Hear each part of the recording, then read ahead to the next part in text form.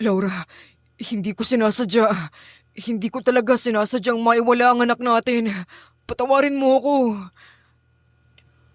Humahagulgol ng lubos si Dustin nang mapaluhod siya sa harapan ng kanyang asawang si Laura dahil sa pangyayaring hindi naman niya ginusto. Hindi niya sinasadyang maiwala ang kanilang anak na si Christoph kanina sa MRT station. Nasa tabi lang naman niya ito, ngunit sa isang saglit na pagkalingat lang ay may taong bigla na lang sumingit sa pagitan nila. Nabitawan tuloy ng mag-ama ang kamay ng isa't isa. At nang lingunin naman ni Dustin ang kanyang anak, hindi niya na ito nakita pa. Parang biglang gumuho ang mundo ni Dustin ng mga sandaling iyon. Natatarantanan niyang tiningnan ang bawat direksyon na pwede nitong puntahan. Christoph, anak! Nagpalingalinga siya sa paligid habang mabilis na umiikot ang kanyang mga mata sa dami ng tao. Anak, nasaan ka na? Unti-unting lumakas ang kanyang boses habang nagsisimula ng manginig ang kanyang mga kamay sa takot. Halos mabaliw na siya sa kakahanap sa kanyang anak sa buong station. Tumatakbo siya sa bawat platform, sumisilip sa bawat tren na papaalis at nagtanong-tanong pa sa kung sino-sinong tao na lang. Ngunit hindi pa rin niya ito matagpuan. Nang marinig naman ni Laura ang nakuhang paliwanag, pawang gumuho rin ang kanyang mundo. Dahil sino ba namang ina ang gugustuhing mabalitaan ang pagkawala ng batang inalagaan at dinala mo ng 9 na buwan?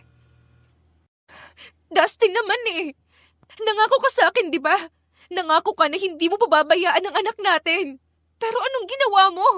Naiwala mo siya. Naging pabaya kang ama. May halong galit at paninisi ang bawat iyak na binibitawan ni Laura. Hindi na nga niya napigilan pa ang kanyang sariling sisihin si Dustin sa nangyari. Nagpatulong naman sila sa mga kapulisan, ngunit ilang oras na hindi pa rin nila ito nahahanap. Hanggang sa umabot na nga ito ng 24 hours na nawawala.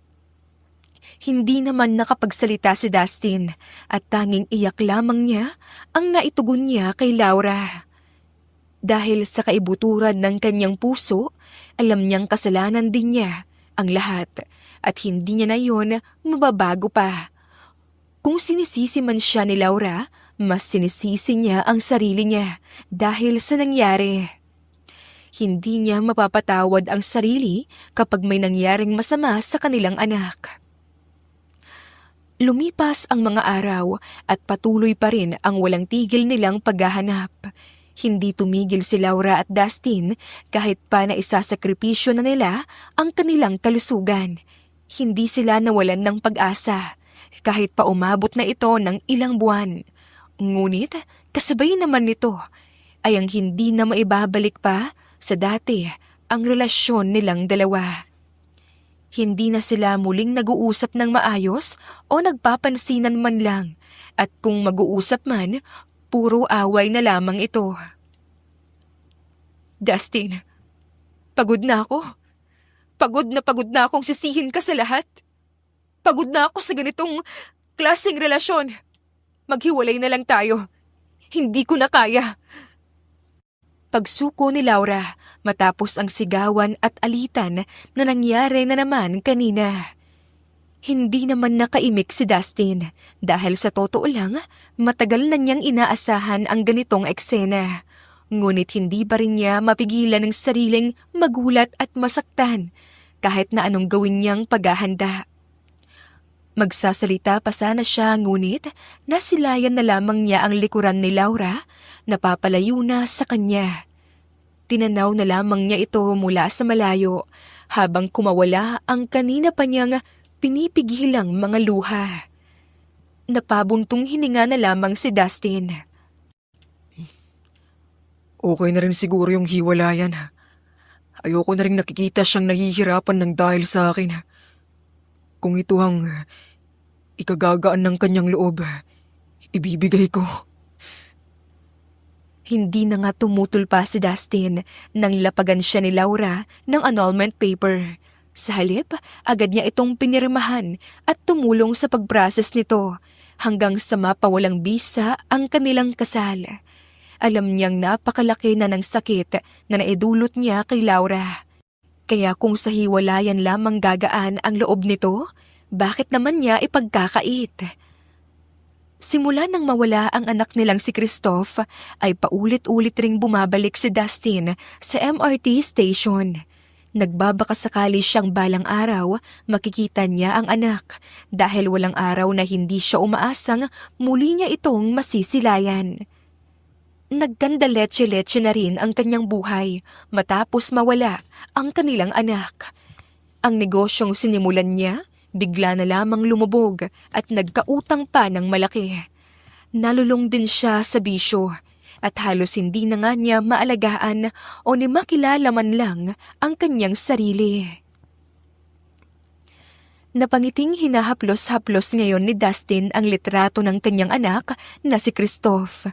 Pagkuway, mabigat ang kanyang naging pagbuntong hininga. Kung nasaan ka man ngayon, anak, sana ligtas ka man lang. Maligayang kaarawan sa'yo. Mahal na mahal ka ni Daddy. Mahina niyang bulong rito. Marahan niyang hinagkan ang litrato bago niya ito maingat na ibinaba sa kanyang mesa. 5 taon. 5 taon na ang lumipas at ang parehong sakit na nararamdaman niya nang mawala ang anak at ang paghihiwalay nila ni Laura ay dala-dala pa rin ng kanyang puso hanggang ngayon. Tanggap na niya na hindi ito aalis sa puso niya. Nahanap man niyang muli ang sarili at nakaahon sa hirap sa mga nakalipas na taon, ngunit hindi pa rin ito napunan ang puwang sa puso niya.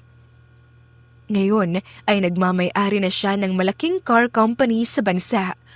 Kung ano bang saysay nito para sa kanya, kung ang tanging ninanais ng kanyang puso ay hindi naman niya makuha-kuha. Naibaling na lamang ni Dustin ang pansin sa kanyang cellphone nang bigla na lamang itong tumunog at agawin ang kanyang atensyon. Hello? Pagsagot niya sa tawag. Dude, nakita mo na ba sa IG? Agad na bungad sa kanya ng kabilang linya. Agad namang kumunot ang noo ni Dustin. Ang alin ba? Oh my gosh, dude! Si Laura! Yung yung ex-wife mo pala. Ikakasal na sa iba. Tingnan mo sa IG. At may prenup photoshoot pa sila nung napinost. Nang marinig iyon ni Dustin, mabilis pa sa 4:00 niyang ibinaba ang tawag at tiningnan ang sinasabi ng kanyang kaibigan. Halos maramdaman na niya ang panlalamig at pangihina ng kanyang katawan nang makita nga niya ang mga litrato sa IG. Naninikip ang kanyang dibdib at para bang bawat swipe niya sa mga ito, may kasamang kirot na bumabaon sa kanyang dibdib. Nakangiti roon si Laura sa mga larawan. Yung ngiting 5 taon na yata niyang hindi nakikita. Nakasuot ito ng simpleng puting damit habang hawak ang kamay ng lalaking hindi niya kilala. Mapait na napangiti na lamang si Dustin. Ganto ka na pala kasaya, Laura. Malalim na buntong hininga ang pinakawalan niya habang nakatingin pa rin siya sa litrato. Mababakas sa kanyang mga mata ang lungkot at matinding panghihinayang. Isang bagay na agad namang napansin ng 2 niyang empleyado nang pumasok ang mga ito sa loob ng kanyang opisina. Hindi napansin ni Dustin ang presensya ng 2 dahil para siyang nasa sarili niyang mundo sa mga oras na ito. Ilang ulit na siyang tinawag ngunit hindi pa rin siya tumutugon. Boss? Sa pagkakataong iyon, parang bumalik na sa realidad ang isipan ni Dustin. Agad siyang napaayos ng upo at sumeryoso na rin ang mukha niya. Yes, may kailangan kayo? May inilahad namang dokumento ang 2. Papipirmahan po sana namin to para sa finance, boss. Tumangulang si Dustin at mabilis na inilapag ang hawak na cellphone sa ibabaw ng kanyang lamesa. Pasimple namang sinilip ng isang empleyado ang nilalaman ng screen habang abala pa ito sa pagpirma at napatutok nga agad ito sa kanyang labi dahil sa gulat. Mabilis na bumalik siya sa kanyang pwesto kanina na para bang walang nakita. Here. Wika niya nang maiabot na nga niya ang dokumento. By the way, please tell everyone na maaga akong uuwi ngayon. Pero boss, may importante po kayong meeting na nakaschedule mamaya. Alanganing wika ng isang empleyado. Agad naman itong sinapawan ng kasama niyang nakikisilip sa cellphone ni Dustin kanina. Pero magagawa naman po namin yun ng paraan, boss. Bale, ire-reschedule na lang po namin yung meeting.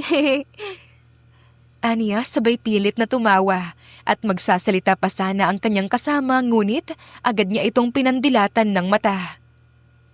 Sige, salamat Miss Carla. Naging tugon na lamang ni Dustin bago muling kinuha ang kanyang cellphone at tiningnan ang nilalaman nito. Pagkalabas ng dalawa sa opisina, agad naman silang nagtalo. Huy, bakla ka! Bakit mo naman sinabing ipapareschedule yung meeting kay Mr. Lee? Importante kaya yun para sa kumpanya? Ano ka ba, Clay?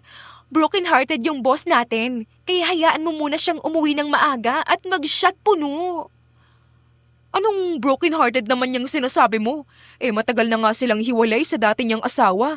At saka, wala namang girlfriend ngayon si Sir, no? Iyon na nga, broken-hearted yung boss natin dahil sa ex-wife niya. Ikakasal na yung babae sa iba. Nakita ko yung print-up photos nila sa cellphone ni boss. Nasa IG pa nga. Agad namang nanlaki sa gulat ang mga mata ni Clay sa narinig. Unti-unti na ring nakisali ang ibang empleyado na nakakarinig sa tsismisan ng dalawa.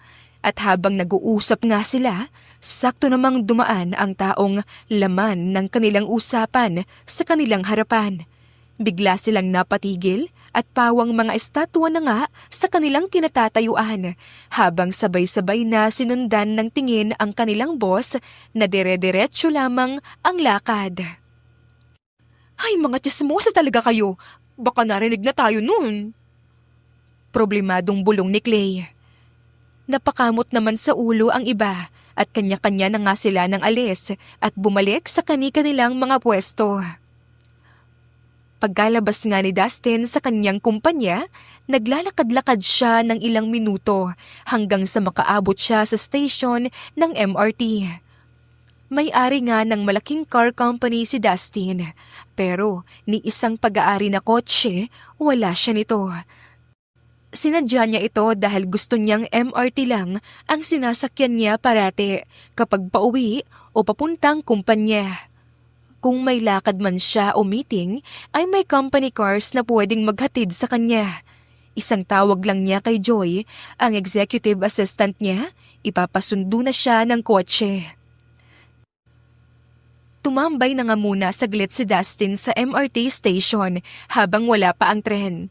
Tahimik siyang nakatayo habang panay ang tingin niya sa paligid na tila ba may hinahanap ang kanyang mga mata sa bawat taong dumaraan. Hanggang ngayon, wala pa rin siyang balita sa nawawala nilang anak.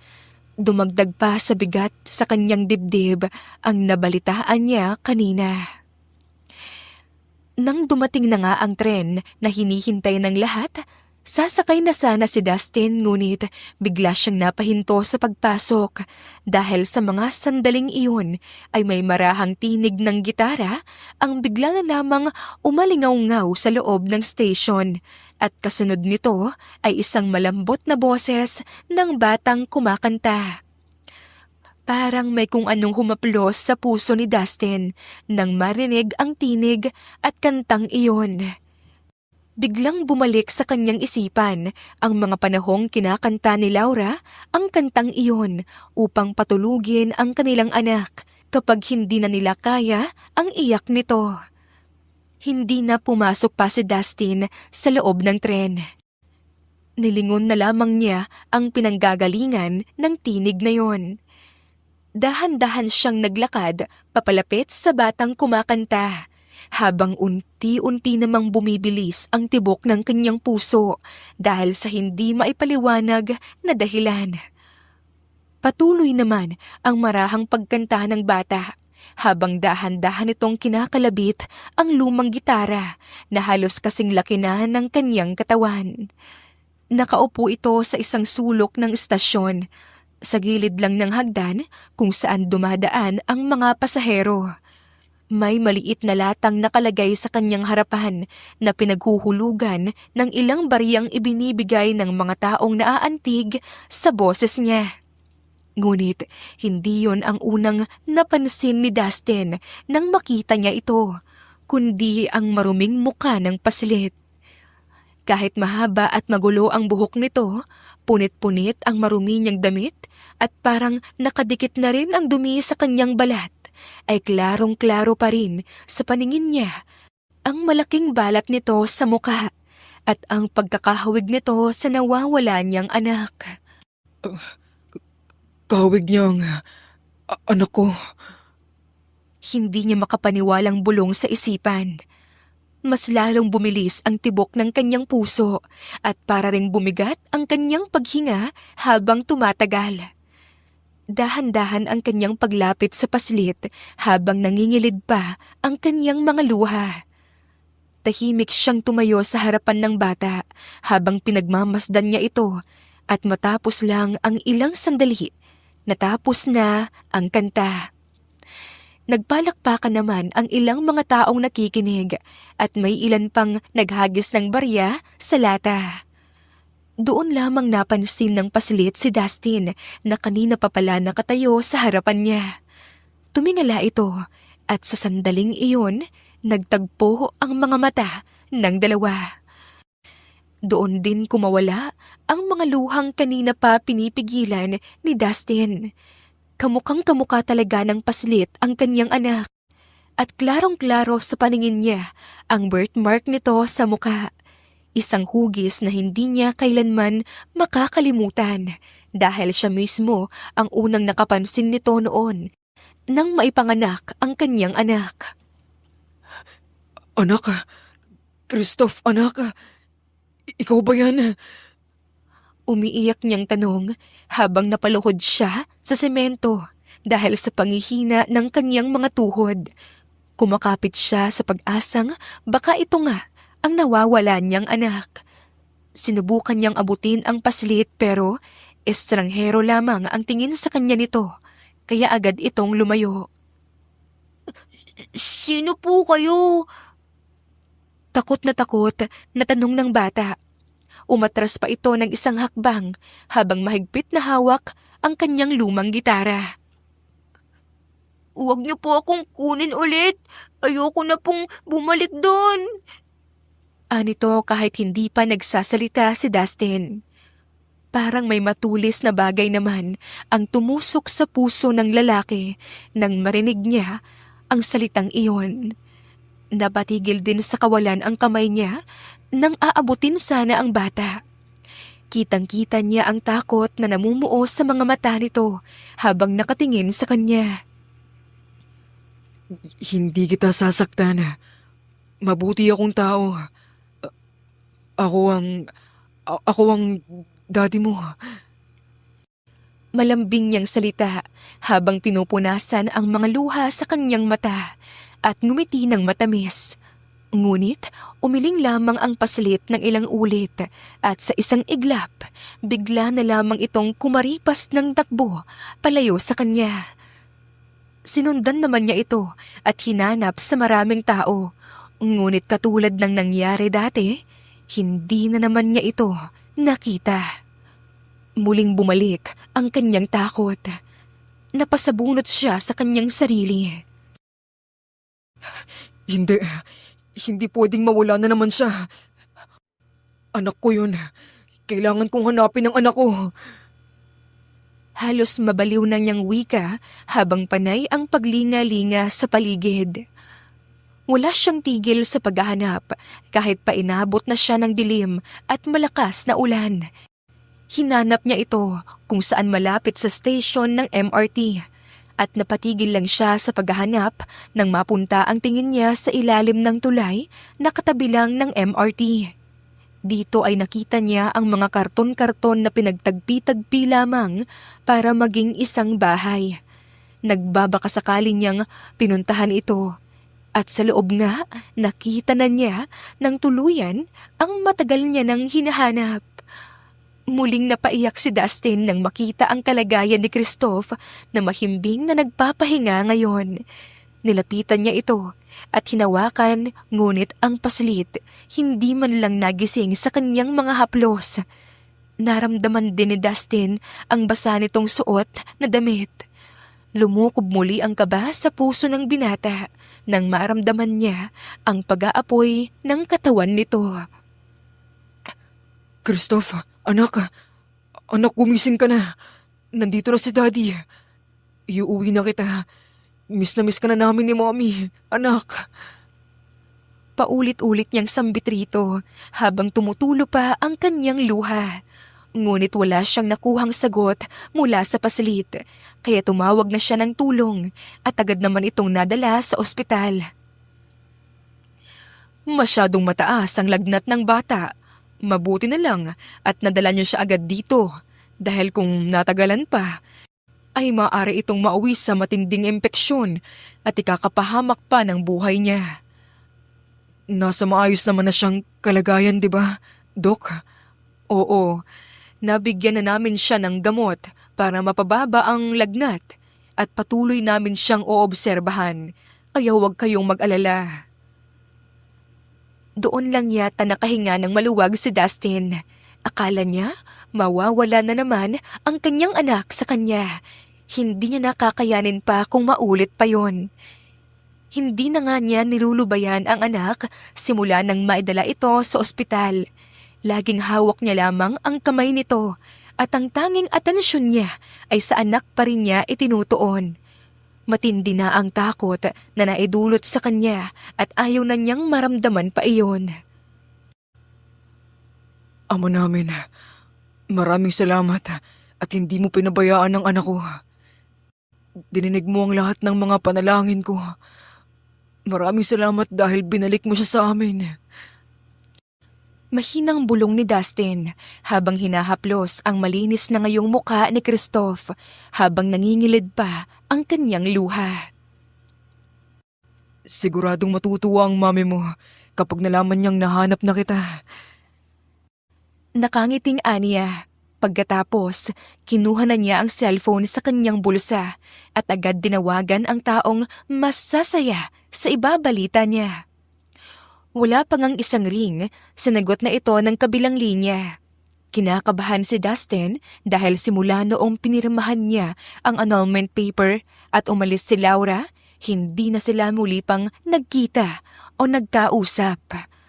Sa mga social media na lamang tuloy sinisilip ni Dustin kung ano na ang buhay nito at kahit nasasaktan man siya sa nakikita niya, masaya siya para kay Laura kahit pa hindi naman nawawala ang pagmamahal niya rito.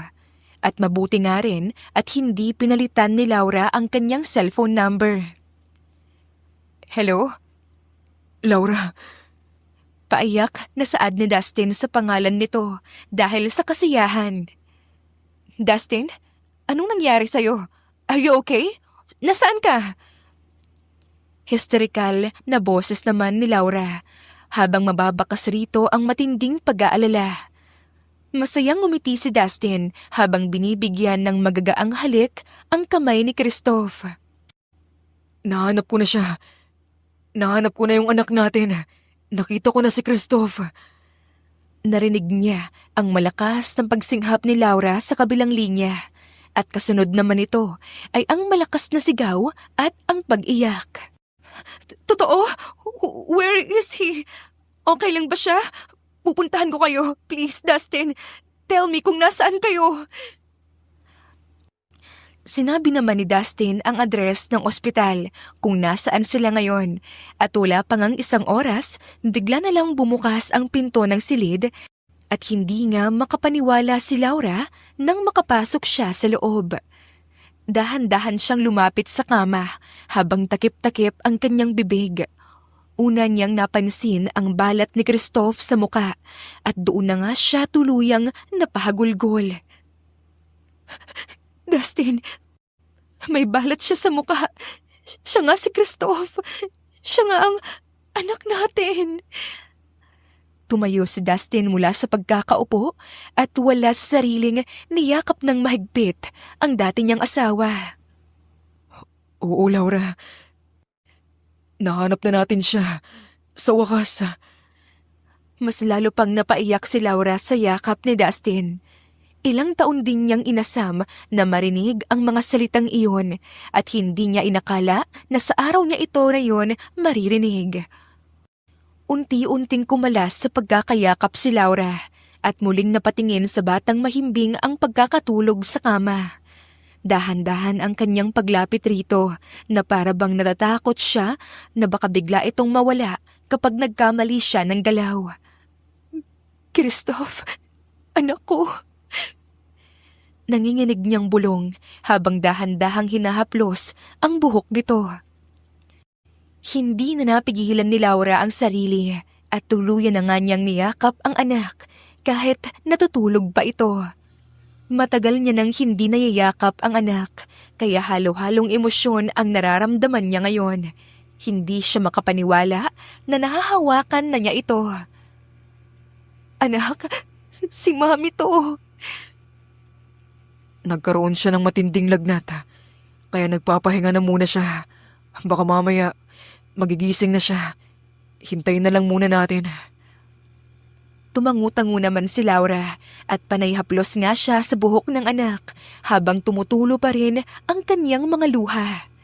Araw-araw niyang ipinagdarasal na sana ligtas ito at sana ay muli niya itong masilayan. At ito na ngayon, ibinigay na nga ng Diyos ang matagal niya nang hinihiling. Ang matagal nang hinihiling ng kanyang puso. Makalipas nga ng ilang sandali, bigla na lamang gumalaw ang maliit na kamay ni Christoph. Pareho naman silang napalingon rito.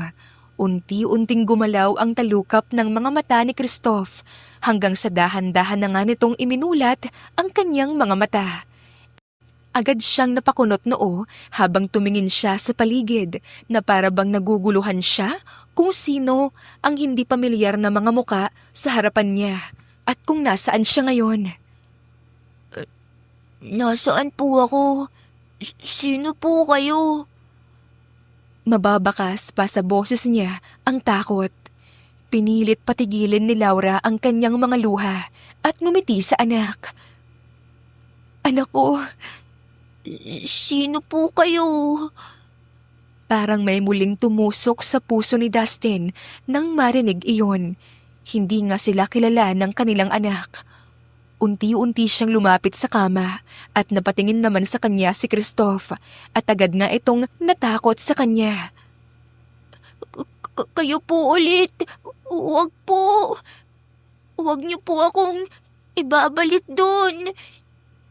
Nanlaki ang mga mata ni na Dustin at Laura sa narinig at agad silang natatarantang na pailing agad dahil parang maiiyak na sa takot ang bata habang nakatingin sa kanilang dalawa. Christoph anak, huwag kang matakot. Hindi ka namin sasaktan ng daddy mo. Anak, wala kaming masamang gagawin sa'yo. Ngunit yumuko lamang si Christoph at mahigpit na niyakap ang sarili. Pagkatapos ay mahina itong nagsalita. Talaga po. Ayoko na pong bumalik sa kanila. Kinukuha po kasi nila ang mga bariyang kinikita ko sa panlilimos. Napakasalbahe po nila. Parehong nanigas ang katawan ng dalawa sa narinig dahil sino bang mga magulang ang gustong marinig ang mga salitang iyon mula sa anak na nawala ng ilang taon. Mas nasaktan pa nga si Laura sa pag-iisip kung anong klaseng paghihirap ang naranasan ng anak. Noong mga panahon na wala ito sa kanilang tabi at nang marinig niyang nanlilimos ito, ay parang dinurog-durog ng paulit-ulit ang puso niya. Promise anak, hindi ka na babalik pa roon. Hindi na kami papayag pa na mawala ka at masaktan kang muli. Yan ang pangako namin ng daddy mo, anak. Hindi ba, daddy? Napatingin si Laura kay Dustin habang hinihintay nito ang isasagot. Oo naman anak. Tumingala naman si Christoph sa kanila. Puno na ngayon ng pagtataka ang mukha niya. Anak, bakit yun po yung tawag niyo sa akin? Dahil kami ang mami at daddy mo. Kami ang mga magulang mo, anak. Anak niyo po ako. Ibig sabihin, may mga magulang din po pala ako. Oo naman. Kami ang tunay mong mga magulang, anak. Ako ang mami mo. Ako ang nagluwal sa'yo. At napakasaya ko dahil makakasama na kita. Ngumiti si Christoph at bigla na lamang siyang napayakap kay Laura. Totoo po ba talaga? May mga magulang po ako. Hindi po ako galing lang sa biyak na kawayan lang, katulad po ng mga batang kasama ko sa panlilimos. Paghikbi ng bata dahil kahit siya, hindi rin makapaniwala na kayakap niya ngayon ang matagal niya nang hinahangad na ina. Akala talaga ng pasilit ay wala siyang mga magulang dahil lumaki siya sa kalye at ang tanging inaasahan lamang niya ay ang kanyang sarili upang mabuhay. Hindi siya nakaramdam ng pagmamahal at hindi nga siya nakaramdam ng ganito kahigpit na yakap. Simula ngayon, hindi ka na namin pababayaan, anak. Hindi ka na mawawala sa amin. Pangako yan ng mami sa'yo. Naging sambit niya habang yakap pa rin ang anak niya. Hindi niya ito kayang bitawan dahil matagal niya na rin itong inaasam-asam. Katulad naman ni Dustin kanina, hindi rin humihiwalay si Laura sa kanilang anak. Kahit nagpapahinga na itong muli, nanatili pa rin siya sa tabi nito at tanging nakatutok lamang ang mga mata sa bata. Hindi halos kumukurap ang kanyang mga mata na parabang natatakot siyang muling mawala si Christoph sa sandaling ibaling niya ang tingin sa iba. May ilang pagkakataon pang nakikita ni Dustin ang mga luhang tahimik na kumakawala sa mga mata ni Laura. Siguro, hindi pa rin ito lubos na makapaniwala na narito na muli ang kanilang anak na nahahawakan at nayayakap niya na ito sa loob ng ilang taong pagkawala nito. Gusto mo bang kumain muna? May binili akong pagkain sa labas. Mainit-init pa ito. Mahinahon niyang kausap kay Laura.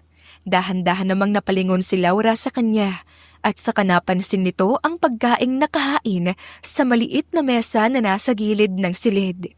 Marahang hinalikan muna ni Laura ang noo ng anak niya bago tuluyang tumayo at naglakad papuntang mesa. Ngayon lang niya naramdaman ang gutom. Palihim namang napangiti si Dustin. Umupo na rin siya sa kabilang upuan upang sumabay sa pagkain. Gabi na rin at alam niyang hindi uuwi ngayon si Laura dahil hindi nito magagawang iwan ang kanilang anak. Ang sarap ng bulalo. Parang katulad lang ng binibili natin noon. Nakangiting sambit ni Laura kahit na namamaga at pulang-pula na ang kanyang mga mata, kakaiyak. Ngunit agad ding napahinto siya nang mapagtanto niya ang sinabi niya. Pilit namang napangiti si Dustin habang nakatayo at marahang ginagalaw ang pagkain sa kanyang pinggan. Doon ko yan binili kanina. Ang tagal mo na sigurong hindi nakapunta sa resto na yon. Kaya naisipan kong bilihan ka. Paborito mo kaya yan. Nakakailang kanin ka pa nga.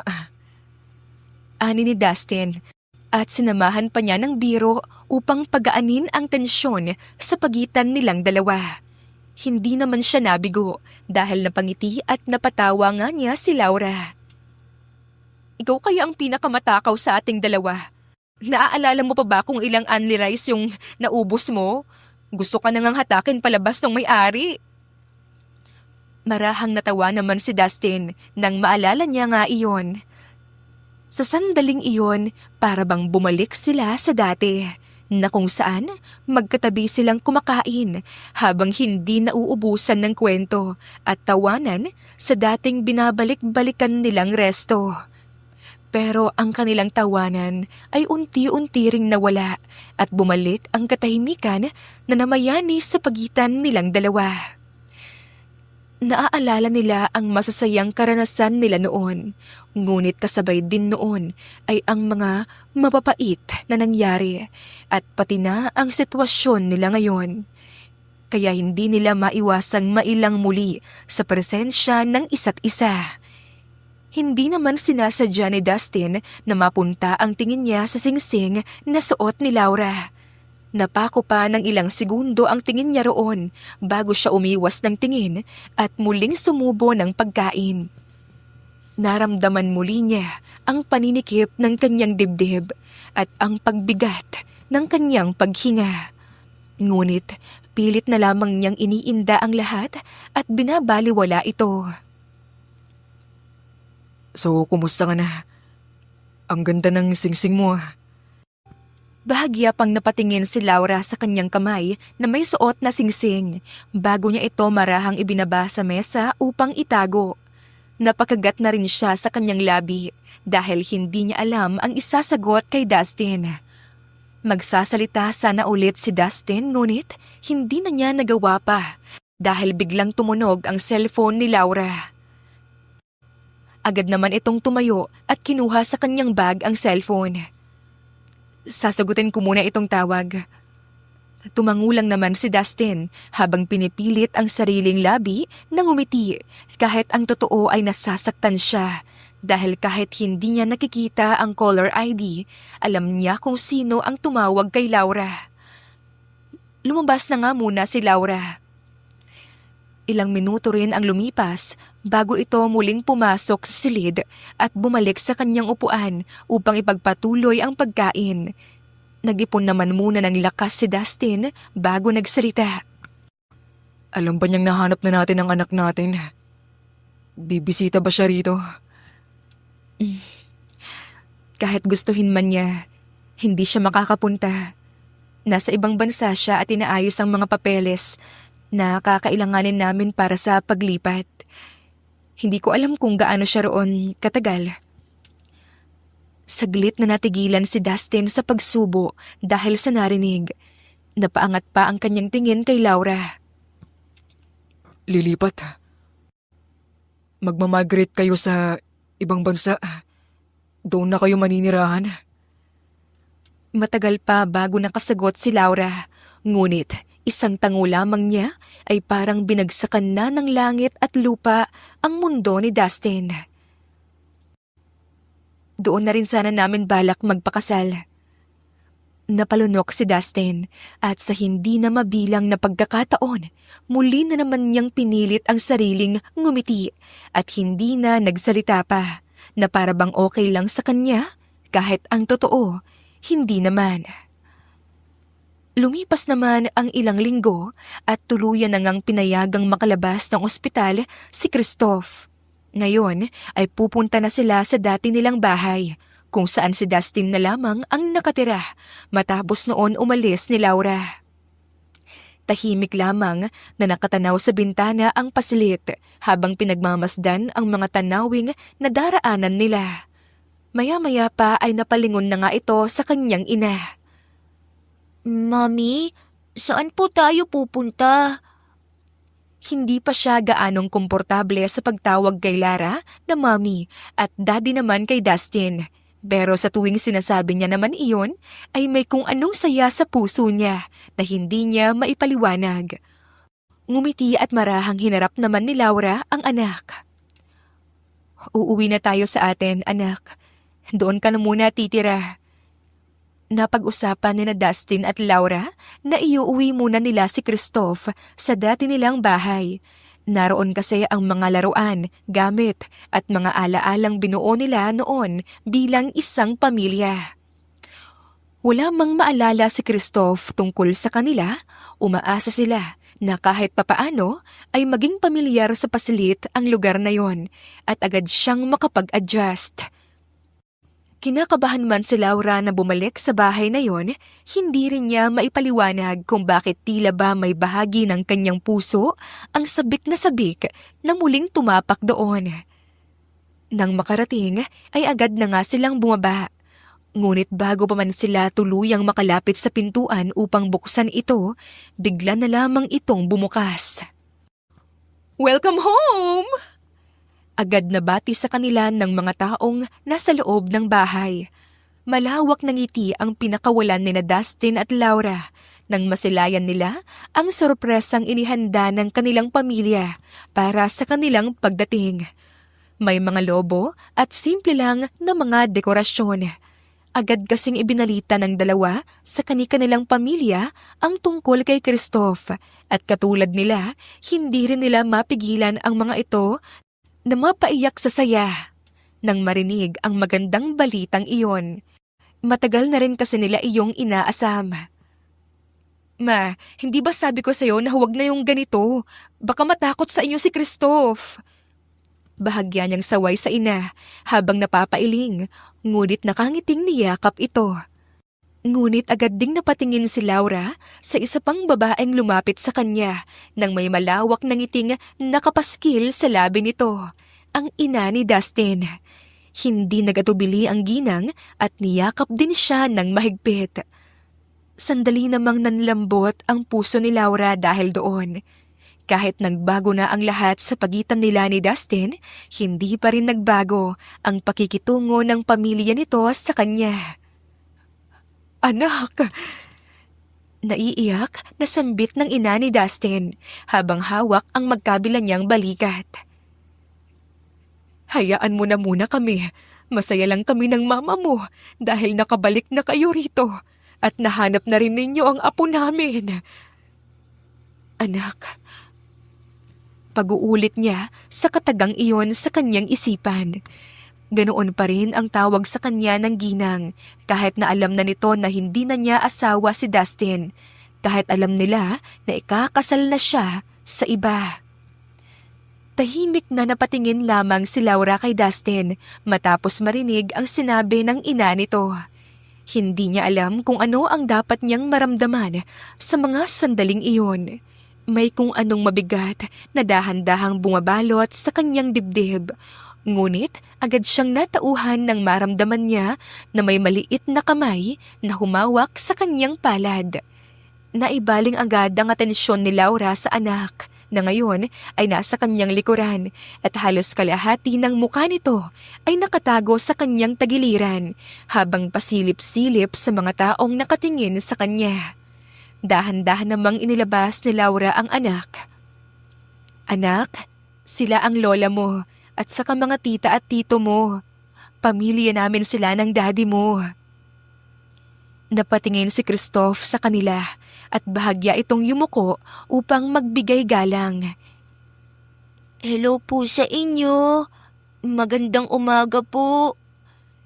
Nahihiya pang bati nito. Agad namang ngumiti ang lahat at sabay-sabay ding bumati pabalik.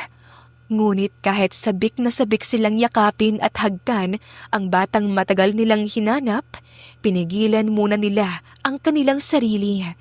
Alam nilang nag-a-adjust pa si Christoph sa lahat ng nangyayari, kaya ayaw nilang mabigla ito at matakot ng tuluyan sa kanila.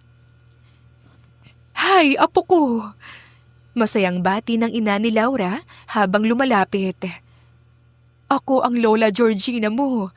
Alam mo bang may hinanda kaming regalo para sa'yo? Tingnan mo yun, hindi ba ang ganda?"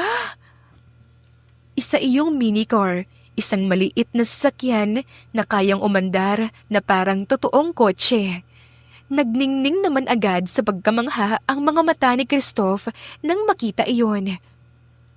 "Wow! Sa akin po ba talaga yun? Pwede ko po bang puntahan?"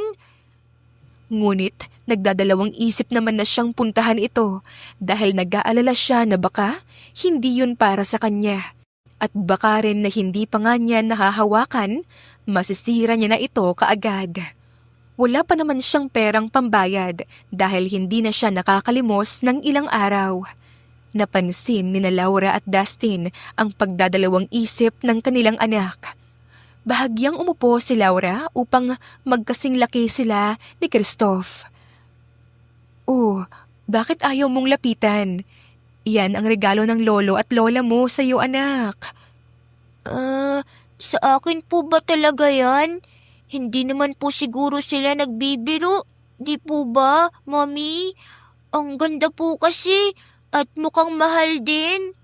Parang hindi po sa akin. Anak, kulang pa nga yan sa ilang taon na wala kami sa tabi mo. Sige na, puntahan mo na.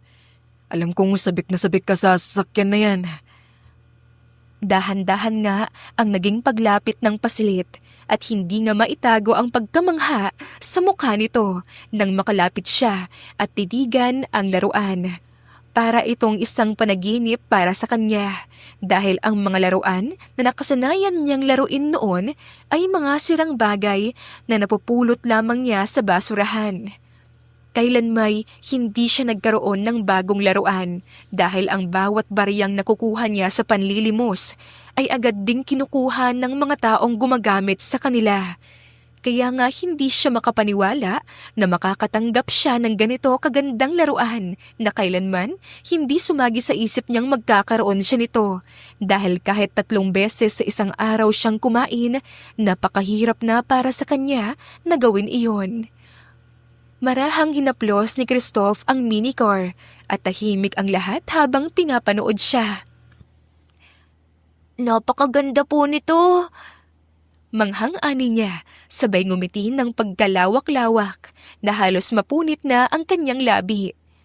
Excited na nalapitan naman siya ng kanyang 2 lola, pati na ng ilang kamag-anak ni Laura at Dustin upang kausapin ito upang hindi na maninibago pa sa kanila.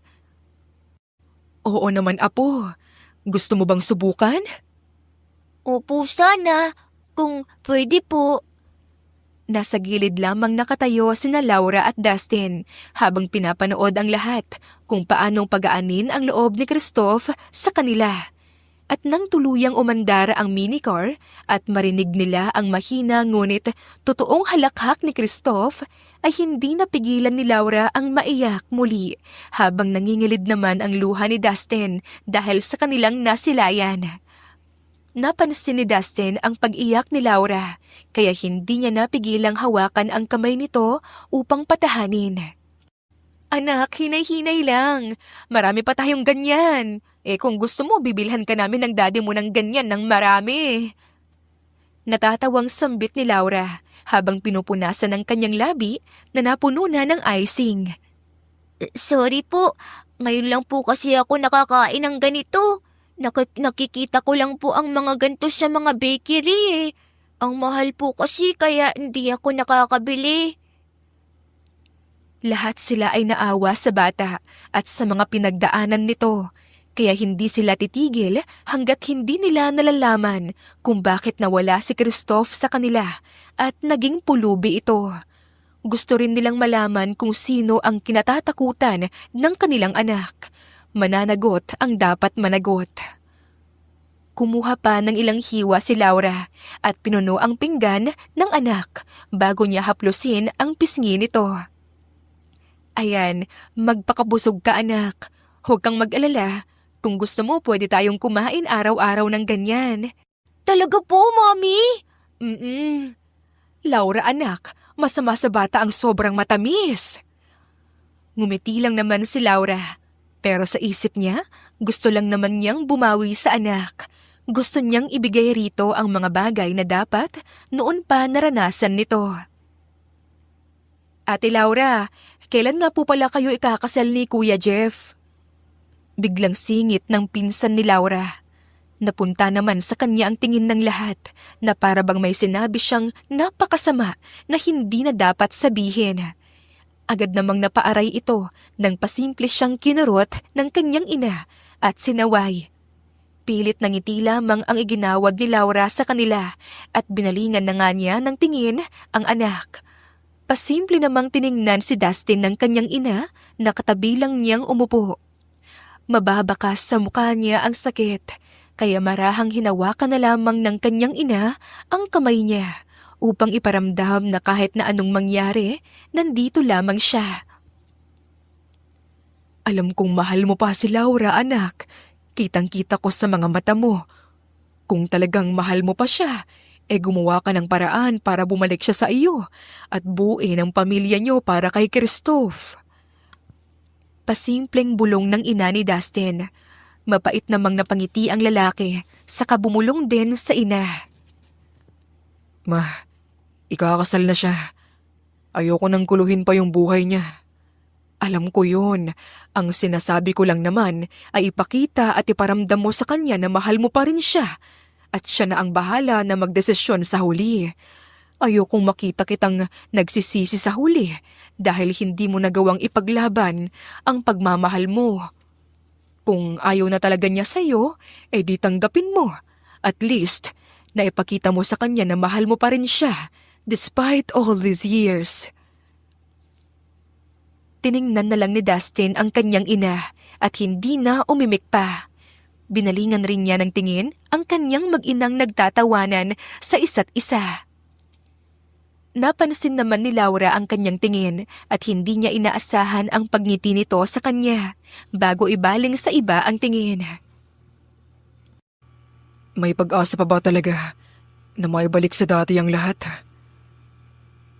Sumapit ang gabi at nagsiuwian na ang lahat. Tanging si Laura, Dustin at Christoph na lamang ang naiwan sa bahay. Magkatabi ang tatlong nakahiga sa malaking kama at nasa kanilang gitna si Christoph. Aayaw sana si Dustin at matutulog na lamang siya sa may sofa sa labas.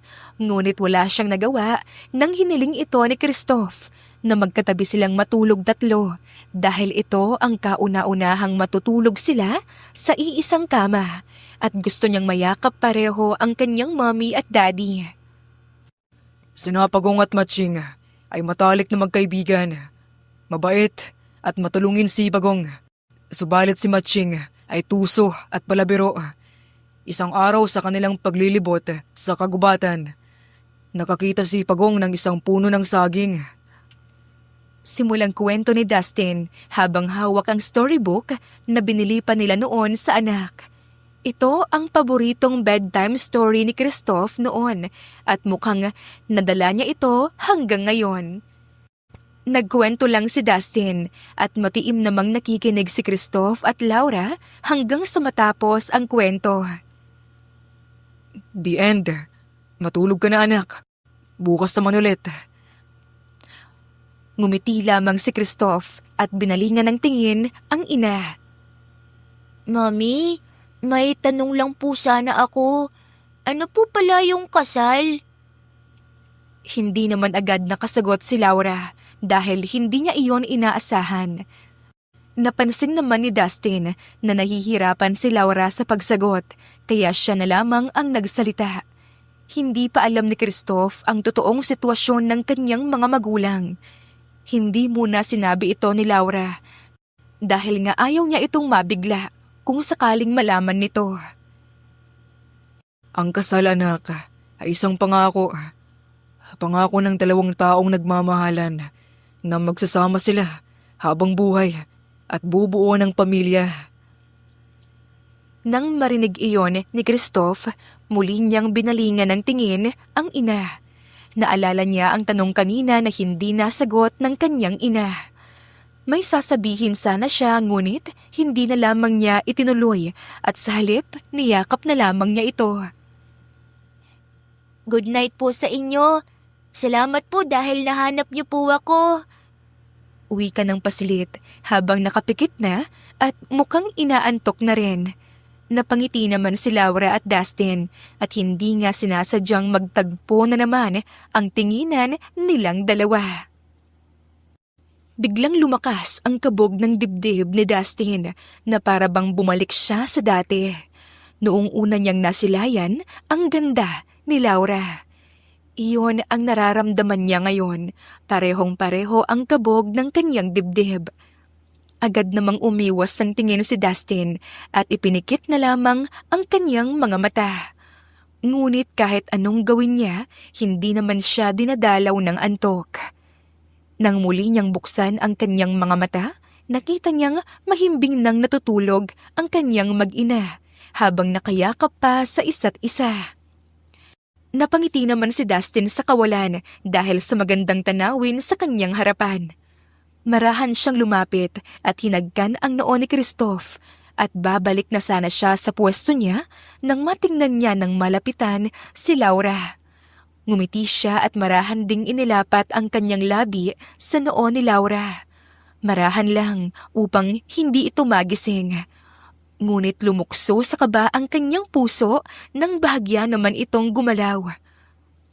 Hindi ko naman siguro siya nagising. Kinakabahan niyang ani sa kanyang isipan. Napalayo agad si Dustin at muling napalunok ng ilang ulit. Akala niya ay nagising niya na ito kaya't nanatiling nanigas ang kanyang katawan. Pakiramdam niya ay nahuli siyang gumawa ng isang bagay na hindi niya dapat gawin.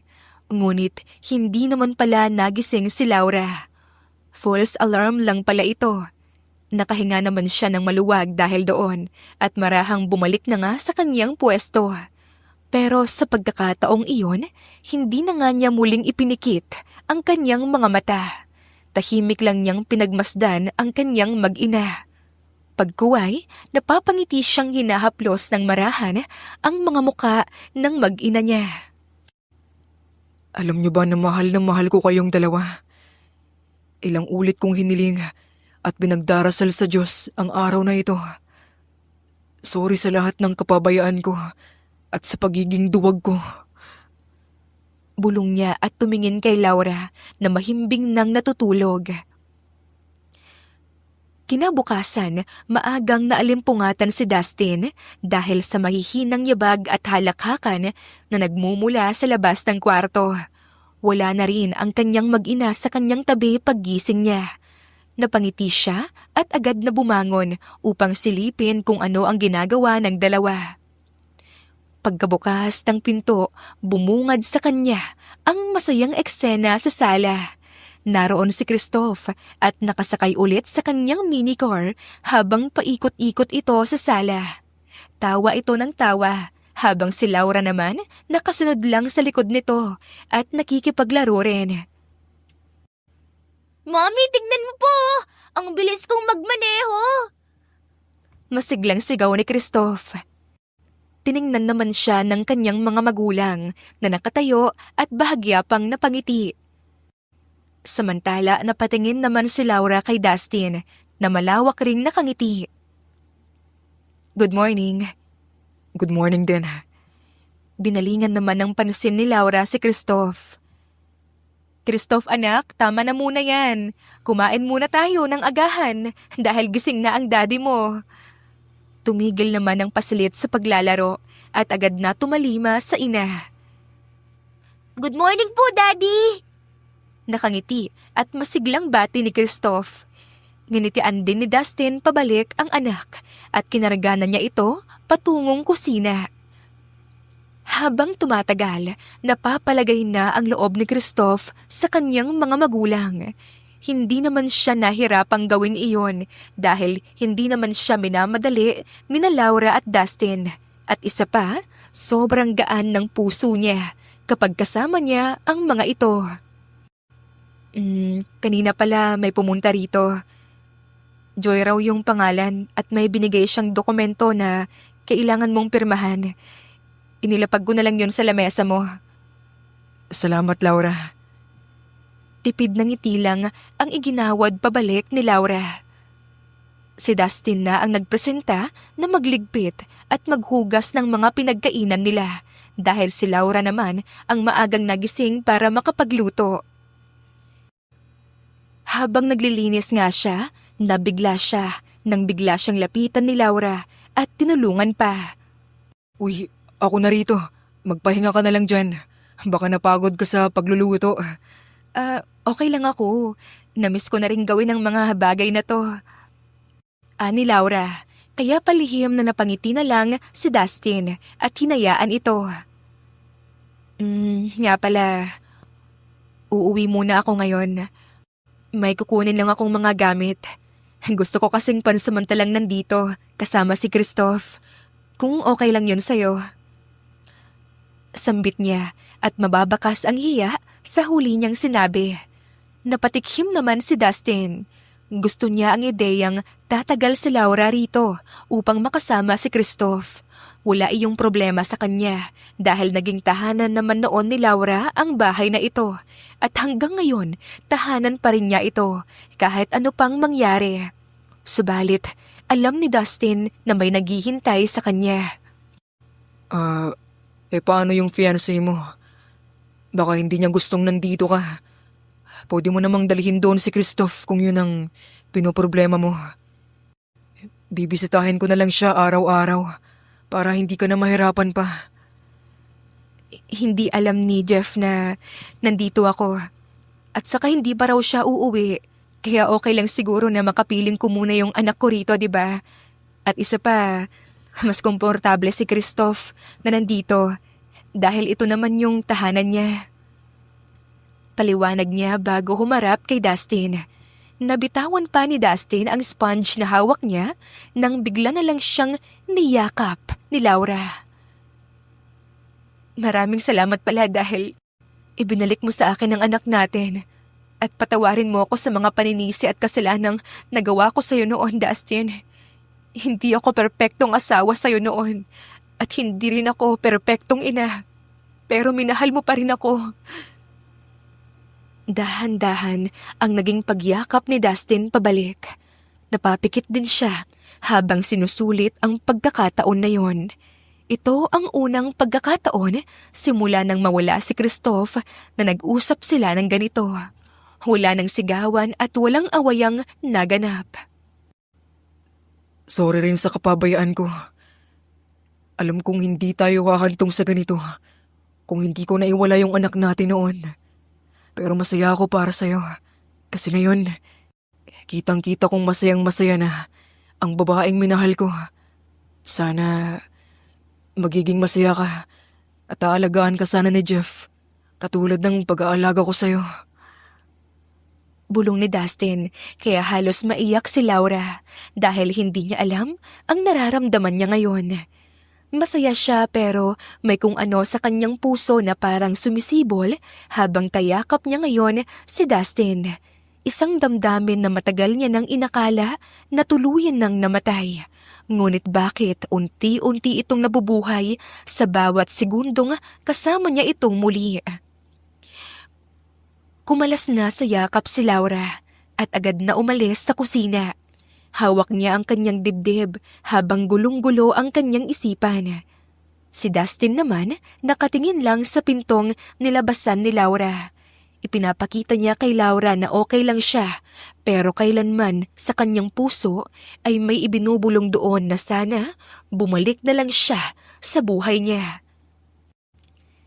Nagpaalam na nga muna si Laura sa anak na aalis muna siya at babalik lang mamaya. Nagpresenta pa si Dustin na ihatid siya dahil tatawagan lang naman ito si Joy para sa kotseng gagamitin. Ngunit tumutol naman si Laura. Ilang linggo nang hindi naaatupag ni Dustin ang kumpanya kaya alam ni Laura na marami itong pipirmahan ng mga dokumento. Ayaw niya ring makaabala pa rito. Sumakay na lamang ng taxi si Laura at ilang minuto lang nakarating na sila sa bahay na tinitirahan niya kasama ang fiancé niyang si Jeff. Agad namang kumunot ang noo ni Laura nang makababa siya ng kotse ay masilayan ang sasakyan ni Jeff na nasa loob na ng gate na nakaparada. Ito po ang bayad, kuya. Salamat.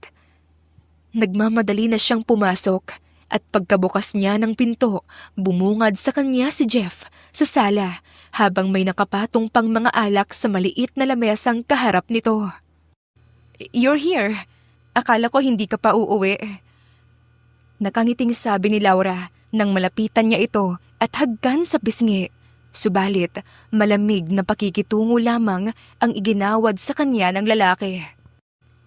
Where have you been? Magsasalita sana si Laura pero naunahan na siya agad nito.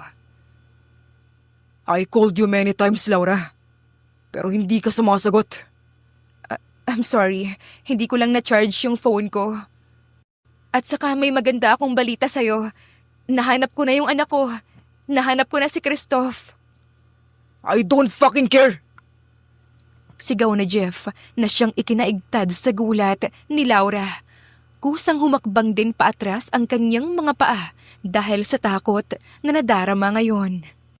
Ngayon niya lang nakitang ganito si Jeff.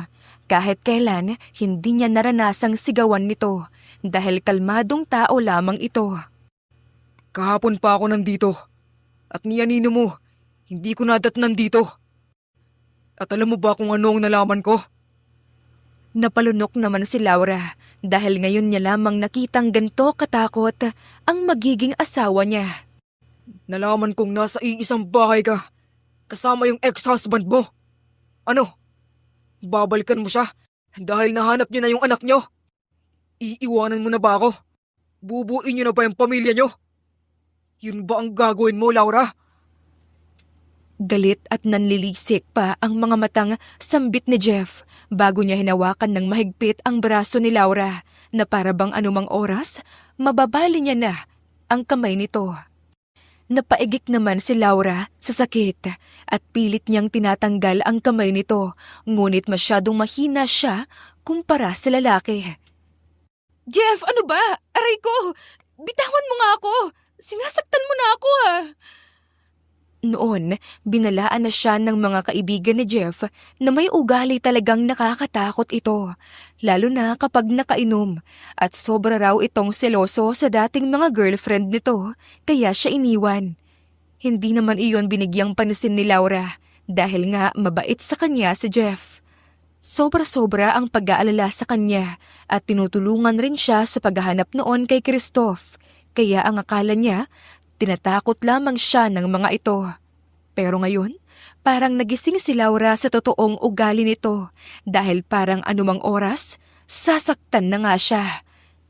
Naiiyak siya nang maisip niyang ito ang unang beses na maranasan ang ganito dahil kahit kailan, hindi naman kasi siya sinasaktan noon ni Dustin kahit pa may pagkakataon na nag-aaway sila. Laging maintindihin si Dustin at palaging nagpapakumbaba kahit pa siya naman talaga ang may kasalanan. Sumagot ka, Laura. Iiwanan mo na ba ako, ha? Babalik ka na ba sa dati mong asawa matapos ang lahat ng ginawa ko sa'yo? Sumagot ka, Laura. Galit niyang sigaw at mas lalo pang hinigpitan ang pagkakahawak sa kanyang braso. Napakagat na sa labi si Laura at iniinda na lamang ang sakit habang hindi na niya napigilan ang paglandas ng kanyang mga luha. Hindi na niya tuloy alam kung tama ba ang ginawa niyang pag-oo sa alok nitong kasal noon. Ayaw mong sumagot? Pues, talagang masasaktan ka sa akin. Saad ni Jeff at itinaas na nga niya ang kanyang isang kamay upang sana'y sampalin si Laura. Mariing napapikit si Laura at hinintay na lamang niyang tumama sa kanya ang palad nito. Ngunit nagtaka siya ng ilang segundo na ang nakalipas, hindi pa rin niya ito nararamdaman. Dahan-dahan siyang dumilat at sunod-sunod na tumulo ang kanyang mga luha nang masilayan niya ang pamilyar na likuran ni Dustin. Hindi ako nagparaya para lang saktan mo siya. Mariing wika ni Dustin bago padabog na binitawan ang kamay ni Jeff na sinangga niya kanina. Sa pilitan din niyang tinanggal ang kamay na nakahawak sa braso ni Laura at sa kanya hinila palayo ang babae rito. Laura! Sasama ka ba talaga sa kanya? Nakalimutan mo na ba ang kapabayaang ginawa niya? Ha? Magiging asawa na kita, kaya magpaiwan ka sa bahay na ito at huwag nang bumalik doon. Binalingan naman siya ng tingin ni Laura. Pagalit niyang tinanggal ang kanyang singsing at itinapon sa gawin ni Jeff. Wala nang kasalang magaganap, Jeff. Maghiwalay na tayo. Matapang niyang wika bago hinila si Dustin palabas ng bahay. Mabuti na lang at maagang nalaman ni Laura ang totoong ugali ni Jeff na kanyang mapapangasawa sana. At agad niyang tinapos ang namamagitan sa kanila bago pa mahuli ang lahat at maranasan niya ang pambubugbog nito sakaling maging mag-asawa na nga sila. Masakit man para kay Laura ang ginawa niya, alam niyang iyon ang tamang desisyon na kailangan niyang gawin. Mas pinili niyang masaktan ngayon kaysa habang buhay na magdusa sa piling ng lalaking kaya rin siyang saktan.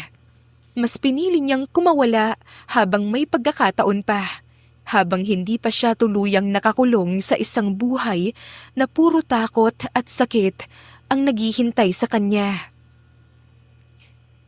Habang nagmamaneho si Dustin, ay panay ang tingin niya kay Laura na nakatulala lang sa tanawin sa labas. Okay ka lang ba? Humarap naman si Laura sa kanya at pilit na ngumiti.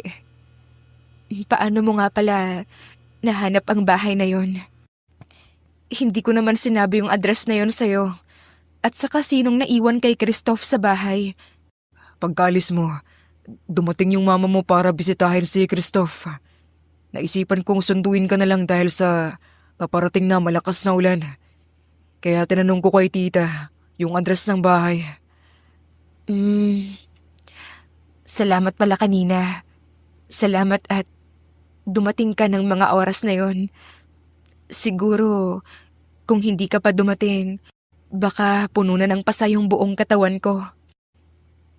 Hindi kita pwedeng babayaan sa ganoong sitwasyon. Hindi ko hayaang saktan ang babaeng iningat-ingatan ko ng ilang taon. Naging tugon ni Dustin habang nasa daan ang kanyang tingin. Pasimpleng napangiti naman si Laura dahil doon. Labis naman ang kanyang pagtataka nang mapansin niya ang daang tinatahak nila ngayon ay hindi patungo sa bahay ni Dustin. Dustin, hindi naman ito yung daan na. Saan mo ako dadalhin? Ngunit, nginitian lamang siya ng lalaki at hindi man lang ito tumugon at nagpatuloy lamang sa pagmamaneho. Ilang oras ang lumipas, nakarating na sila sa isang bundok. Pamilyar para kay Laura ang bundok na ito. Dito ay makikita ang napakagandang tanawin, ang malawak na kalangitan na unti-unting kumukulay kahel at rosas dahil sa papalubog na araw. Walang gaanong mga bahay ang nandito at tanging napupuno lang ng mga halaman at kahoy. Bumaba ka na. Tahimik namang sumunod si Laura. Pagkababa niya, agad siyang sinalubong ng malamig na hangin at kusa siyang napapikit habang dinadama ang haplos nito sa kanyang balat na para bang unti-unting inaalis nito ang bigat sa kanyang dibdib. Bakit mo nga pala ako dinala rito, Dustin?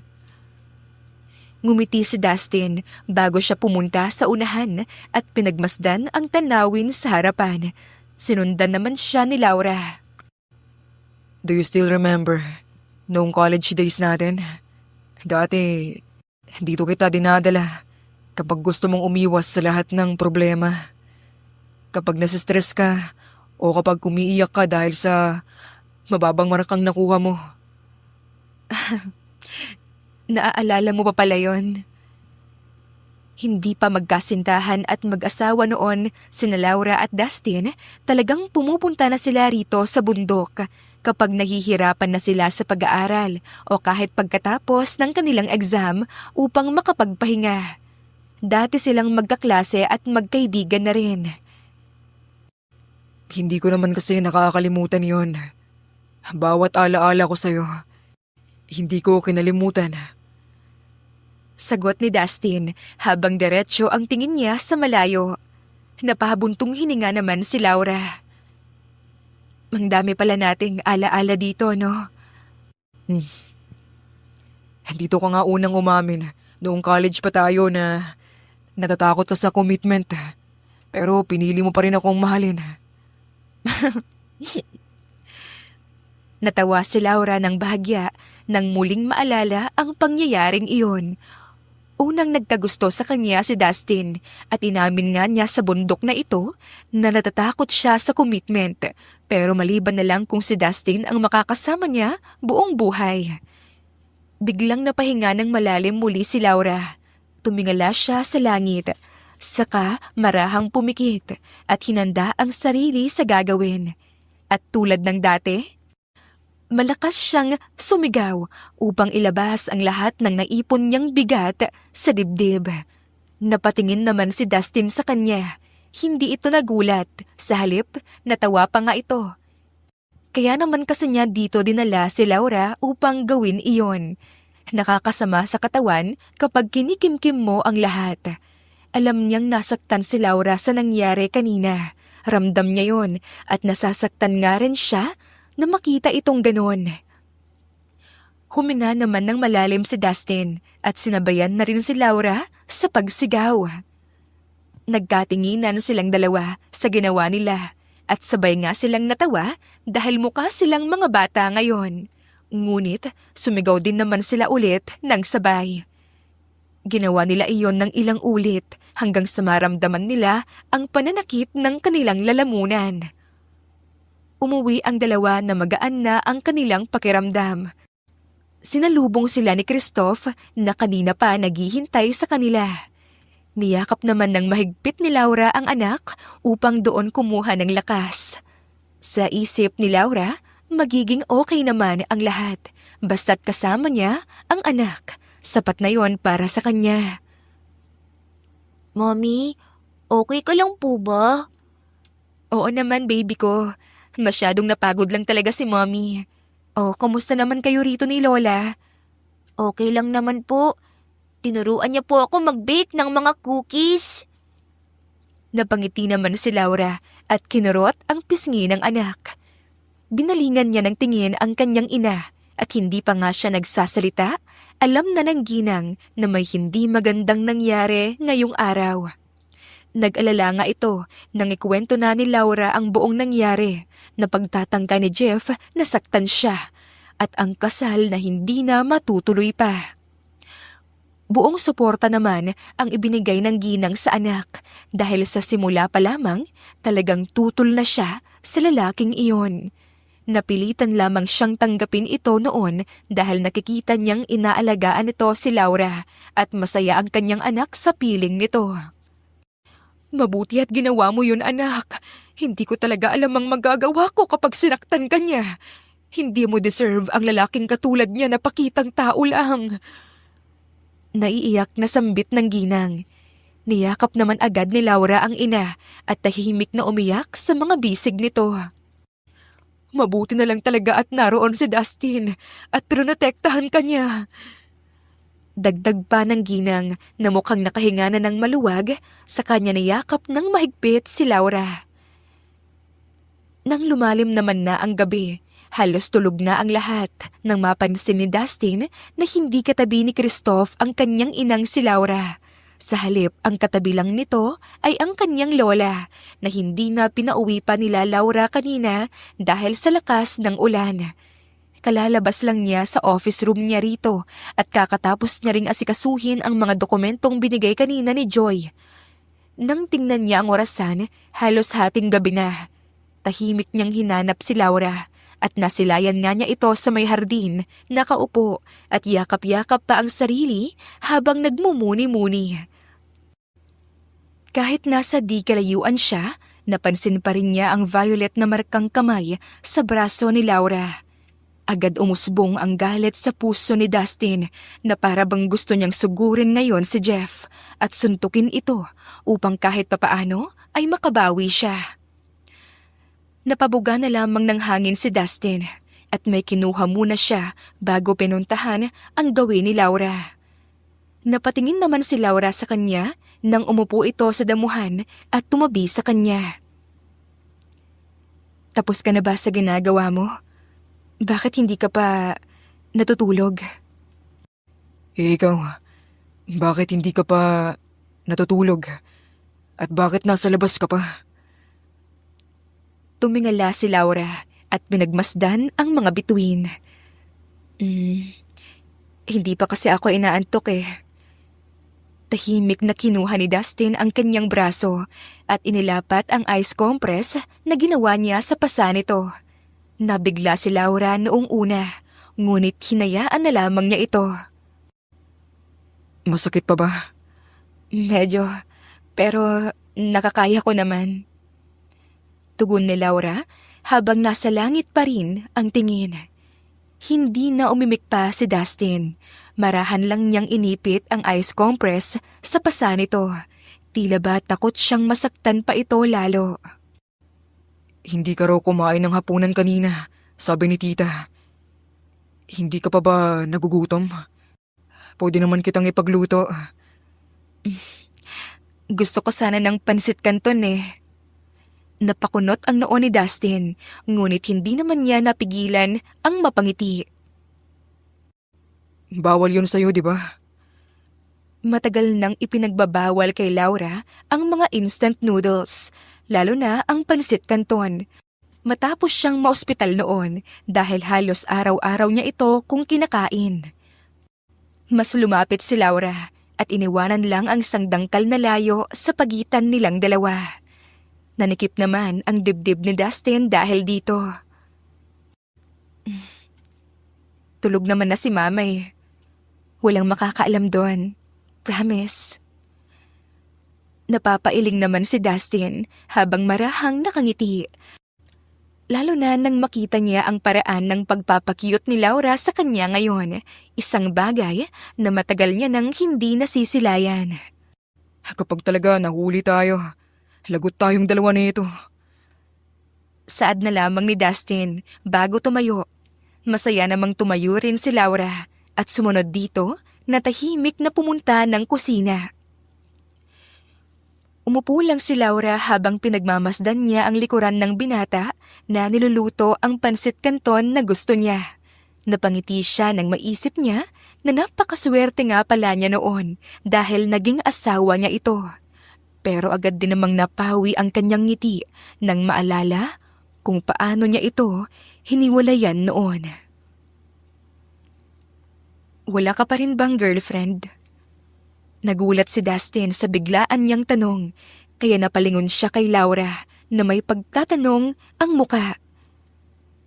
I mean, mahigit 5 taon na tayong hiwalay, Dustin.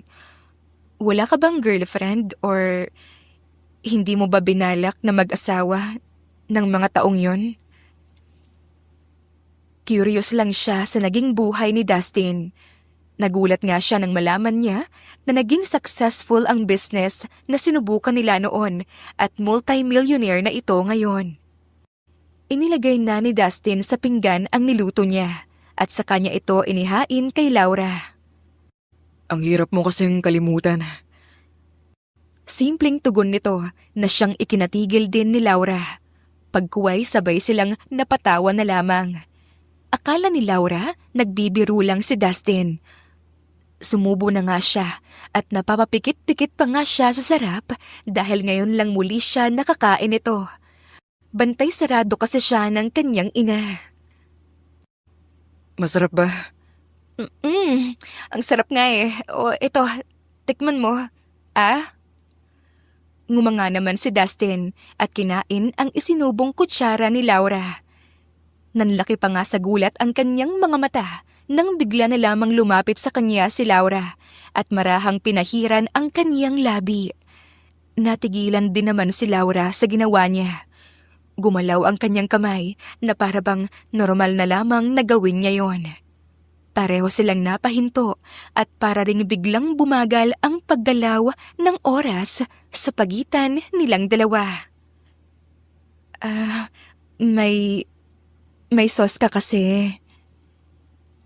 Nahihiya niyang wika, saka unti-unting binaba ang kanyang kamay. Ngunit nanatili pa rin ang kanyang tingin kay Dustin. Hindi rin naman gumalaw si Dustin. Sa halip ay lalo pa siyang napatitig sa mukha ni Laura. Sa mga mata nitong may halong kaba at sa labi nito na bahagyang nakabuka. Hindi na nakayanan pa ni Dustin ang binubulong ng kanyang puso. Laura, sorry.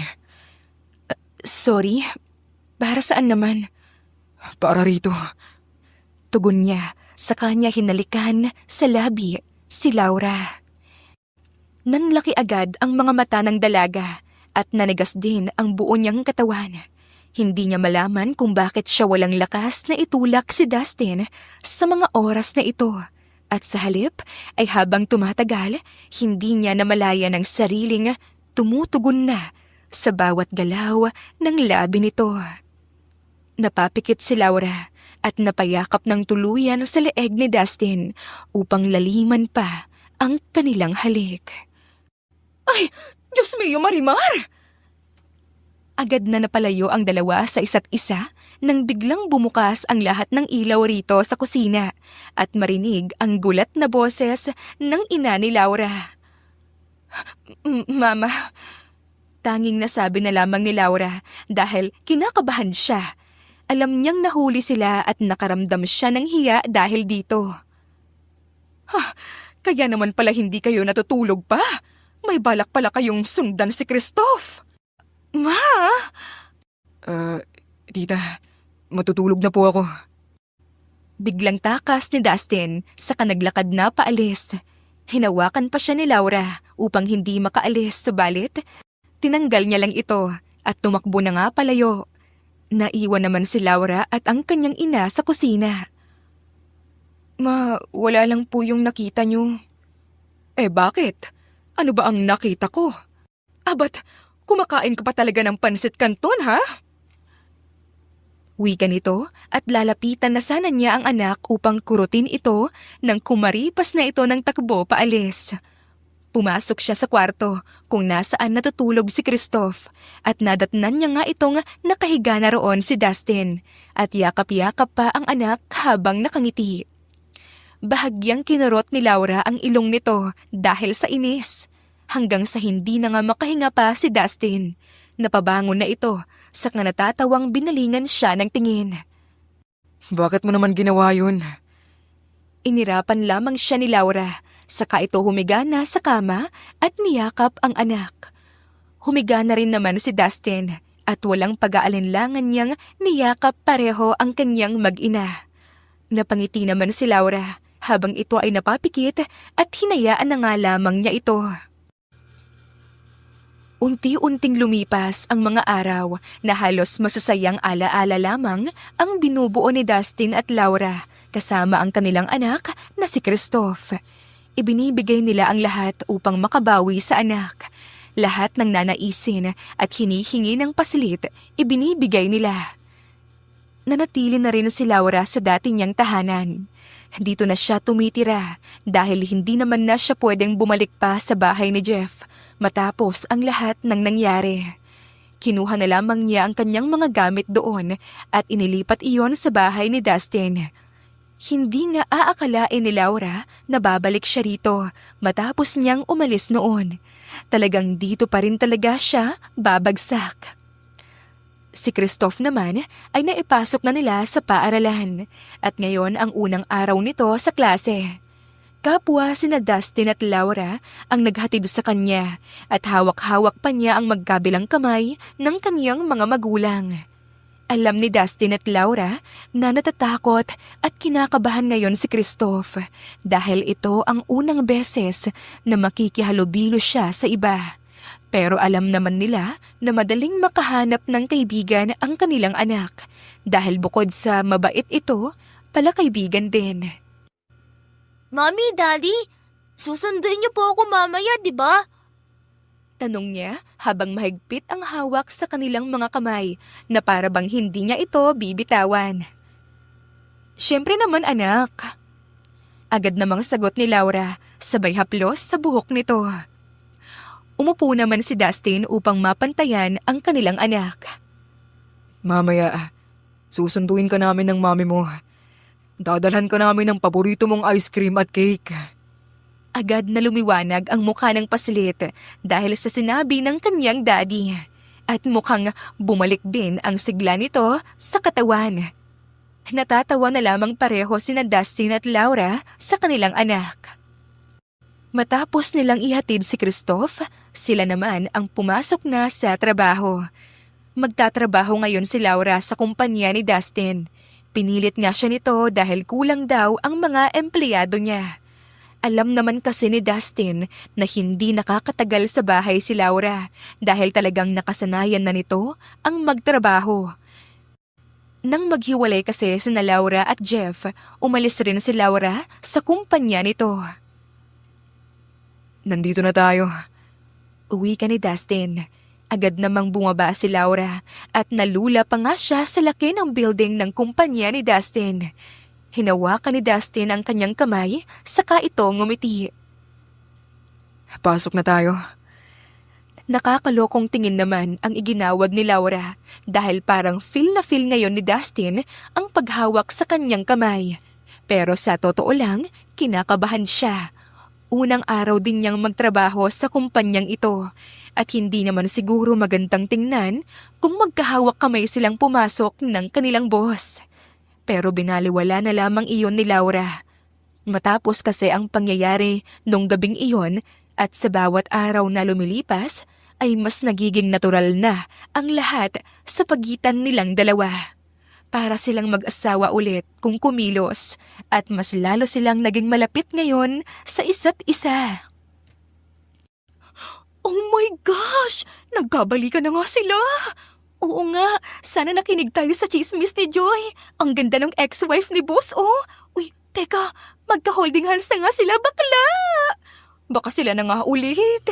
Nahanap na rin nila naman yung anak nila. Kaya happy family na sila ngayon.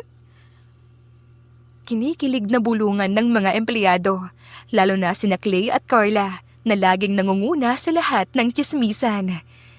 Nahihiya naman si Laura dahil lahat ng madadaanan nila talagang napapalingon at pinag-uusapan sila. At parang wala naman ito lahat kay Dustin. Nginingitian lamang ni Laura ang mga ito. Mas lalo pa ngang hinigpitan ni Dustin ang pagkakahawak sa kamay niya. Hayaan mo na sila. Bulong ni Dustin na may ngiti sa labi. Masasanay ka rin sa kanila. Napailing na lamang si Laura, ngunit hindi na rin niya napigilan ang sariling mapangiti. Totoo nga siguro ang sinasabi nila na love is sweeter the second time around dahil iyon ang nangyari kina Dustin at Laura ngayon. Hindi pa nila inaamin pero nararamdaman na nila pareho na mahal pa nila ang isa't isa. Minsan may pagkakataon pa na sabay silang nagluluto sa kusina, nagtatawanan sa mga simpleng bagay katulad ng dati. Minsan naman, sabay nilang pinapanood si Christoph habang nag-aaral o naglalaro sa sala, o di kaya kinukulit nilang pareho ang anak. At sa bawat sandalingang iyon, unti-unti nilang nararamdamang dalawa na hindi pa pala tuluyang nawala ang lahat. May naiwan pa rin palang pagmamahal sa kanilang puso para sa isa't isa. Maagang ang nabulabog ang gising ni Laura dahil sa ingay na kanyang narinig. Late siyang natulog kagabi dahil may tinatapos pa siyang presentation na kakailanganin sa kumpanya ni Dustin. Daddy, mali po yata yung ginawa natin. Inosenteng saad ni Christoph habang nakatingin sa halos bumagsak na cake sa mesa. Napakamot naman si Dustin sa kanyang ulo, dahilan upang mas lalo pang magkalat ang harina sa kanyang buhok. Hindi anak. Okay lang yan. Magugustuhan pa rin yan ng mami mo. Tahimik na ngang bumangon si Laura dahil sa mga narinig niyang pagtatalo ng kanyang mag-ama. Lumabas siya ng kwarto habang kusot-kusot ang mga mata. Ngunit pagdating niya sa kusina, napahinto na agad siya at napahagalpak ng tawa sa kanyang nadatnan. Punong-puno ng harina ang muka ni Dustin at Christoph na parabang mga white ladies sa umaga. Pati ang sahig, mesa at halos lahat ng bagay sa kusina, ganoon din. At anong kaguluhan to, ha?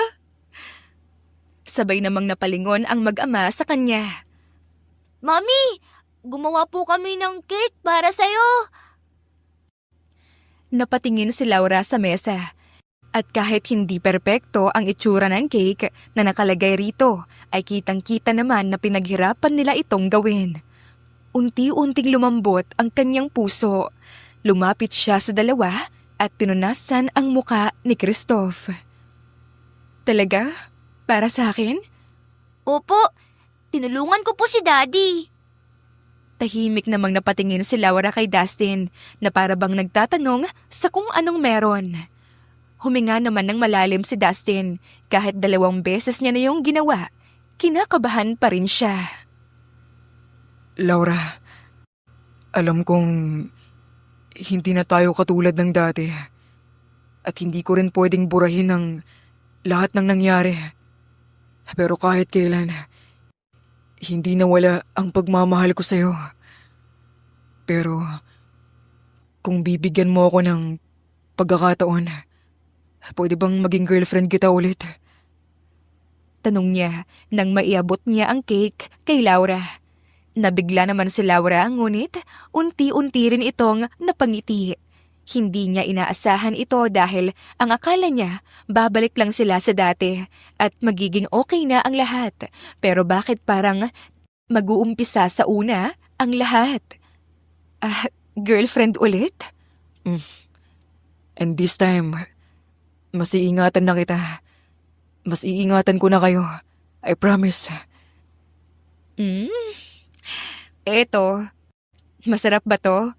Kung hindi, hindi ako papayag. Naging biro niya bago tumawa at mabilis ang hinalikan sa labi si Dustin. Masarap po yan, Mommy, kasi gawa po yan ng pagmamahal namin. Natawa na lamang sina Dustin at Laura sa kanilagyan ng icing ang muka ng kanilang anak. Hanggang sa nagtakbuhan na nga sila kung saan-saan habang may hawak na icing sa kanilang mga kamay.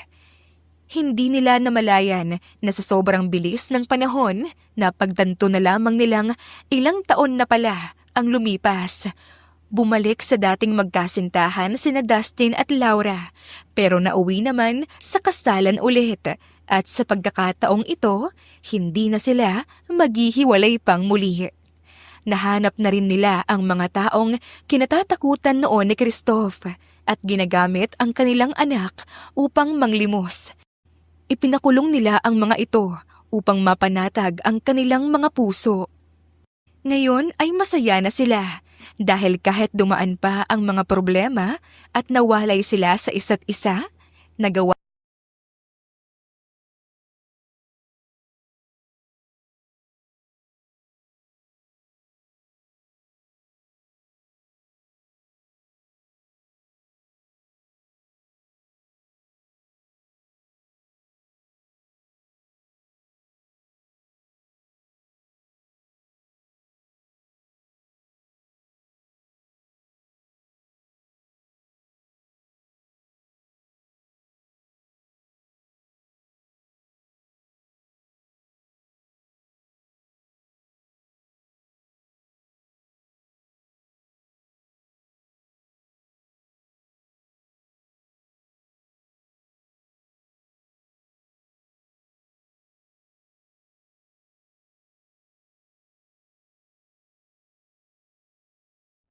Nathan Canada, Lisa Lisa, Elia Evangelista Anderson, Rosemary Vasquez, Charlene Cartilla, Nat Greenfax, Wilma Oliveros, Jennifer from Singapore, Ederlina Albiso, Lloyd Dagabas, Rad TV of Hong Kong, Presbyteros Rose Ostanalito, Elia Evangelista Anderson, Jalen Barobaro,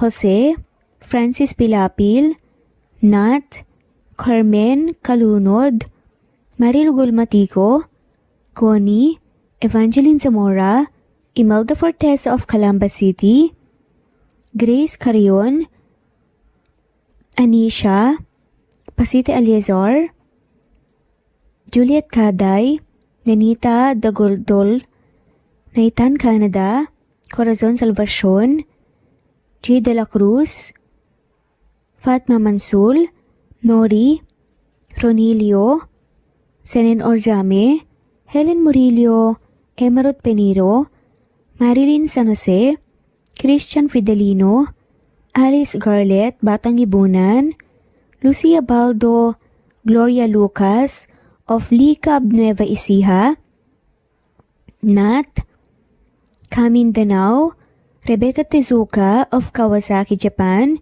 Elvie Candontol, Annie Hoson, Marie Cristal Hilario, Lloyd Danankil, Merly Lynn, Fe Navares, Jelly Tampos, Chubby Doll, Charlene Naton of Bog City, Cebu, Ana Victorina, Ann Mariano, Teresita Schmid, Liliano Bebe, of Rome, Italy, Marisa de los Reyes Arroyo, Eli Bitasolo, Kidim Tess, Kinshano Ebas, Maria Elena Barosa, Nora Bell, Sevan, Nathan, Lily of Macau, Carmencita Falcon, Geraldine de Jesus, Annalyn Divina Gracia, Adorias, Aradhani, Vilma Lukban, Remedios Salmantil, Ederlina Albinso, Maria, Josephine, Peña Sales, Rosalie, Naitan, Fe, Dip Dorado, Maribel Quitola of Antipolo City, Loida Gabas, Busolve Tayo, Marilu Abad, Epifania de Ocares, Zenaida Hamo, Marie Cristal, Tess Batatas, Jay, Lynn, Juliet, Lilia, Teresita, Rosemary, Evangeline, Ronil, Rebecca, Rosalie Datu, Eliza Fronda of Marlene Basico, Flordette, Nancy Hupia, Batang Ibunan, Eli Bitasolo of Milan, Italy, Dionila Perea of Naik Cavite, Jessica Vargas, Shuktong, Flor, Teodora Santos, Mercedita San Jose of Antipolo, Marilyn San Jose, Emily Borac, Jers Jenna Lipio, Virginia Malasan, Mary Jean Coldora, Stephanie Arroyo, Imelda, Emelita Mendoza, Nori, Marilu Gulmatico, Juliet Panlilio, Annie Hoson of Japan, Tess Batatas, LV, Lori, Jessa Acevedo, Lisa, Ellie Ramirez, Edita Palalon, Goldfinger, Elizabeth Cabanilla, Maria Teresa Mislang, Happy Cat, Wilma Dergantes,